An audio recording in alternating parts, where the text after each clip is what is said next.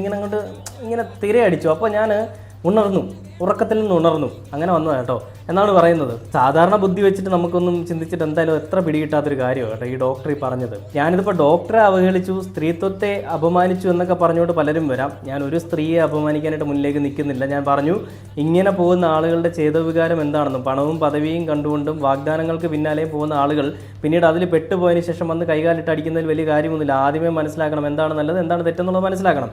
അത് മനസ്സിലാക്കുന്നില്ല എന്നുണ്ടെങ്കിൽ അത് ചെയ്ത ആളിൻ്റെ ഒരുമിച്ച് നിന്ന് ചെയ്തിട്ടുണ്ടെങ്കിൽ ആ രണ്ടുപേരുടെ ബാധ തെറ്റിയാണ്. അല്ലെങ്കിൽ ആ പെൺകുട്ടി മനസ്സിലാക്കണമായിരുന്നു എന്തിൻ്റെ പേരിലാണ് ഇത് ഇങ്ങനെ ഈ ഒരു ബന്ധം വരുമ്പോൾ അത് മോശമായിട്ടുള്ള രീതിയിലാണെങ്കിൽ അത് വേണ്ട അത് പറയാൻ തയ്യാറാവണമായിരുന്നു. ഇത് ആസ്വദിച്ചതിന് ശേഷം പിന്നെ വന്നിട്ട് ഒരാളെ മാത്രം കുറ്റം പറയുക എന്ന് പറയുന്നൊരു പ്രവണത നമുക്കറിയാം. പലപ്പോഴും ഒരു പുരുഷൻ മേൽ ഒരു പെണ്ണ് ഒരു കേസ് കൊടുത്താൽ ആ പുരുഷന് ഒരു കേസ് കൊടുത്താൽ അതേസമയം തന്നെ പുരുഷൻ ഒരു കേസ് കൊടുത്തെങ്കിൽ ആ കേസിന് ആദ്യത്തെ വാല്യൂ കൊടുക്കുക പെണ്ണ് കൊടുത്ത കേസിന്. എന്തുകൊണ്ടാണ്? പെണ്ണുങ്ങൾ പറയുന്നത് എല്ലാം സത്യമാണെന്നുള്ളൊരു പെണ്ണുങ്ങൾക്കൊരു മുഖവില കൊടുക്കുന്ന ഒരു സർക്കാരും